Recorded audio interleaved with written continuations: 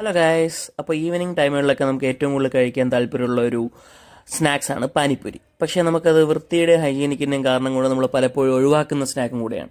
So നല്ല വൃത്തിയോടെയും വെടിപ്പോടെയും serve ചെയ്യുന്ന ഒരു കിടിലം ഫുഡ് സ്പോട്ട് നമുക്ക് കിട്ടിയിട്ടുണ്ട്. സോ ഇന്നത്തേക്ക് നിങ്ങൾക്ക് അത് ഞാൻ പരിചയപ്പെടുത്താൻ പോവുകയാണ്.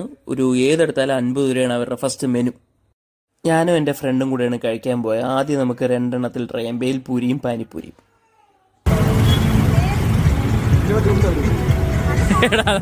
അത് പാനിപൂരി ഉണ്ടയായിരുന്നെങ്കിൽ ഏതും കഴിക്കത്തുള്ളൂ എന്താണോ കഴിച്ചതെന്ന് പറയുന്നത്. സോ അവൻ എങ്ങനെ ഉണ്ടെന്ന് അവൻ തന്നെ ഫസ്റ്റ് പറയട്ടെ. അഭിപ്രായം പറയടാ. നല്ല രുചിയുണ്ട്.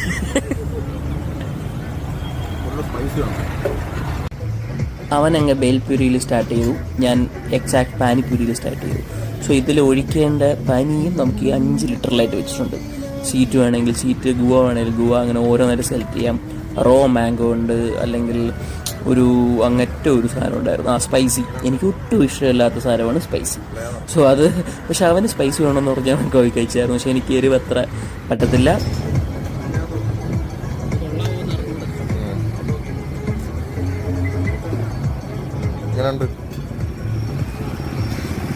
അപ്പോൾ ഗൈസ്, സ്പോട്ട് മറക്കണ്ട, ചാസു മുംബൈ പാനിപ്പൂരി സ്പോട്ട്സ്.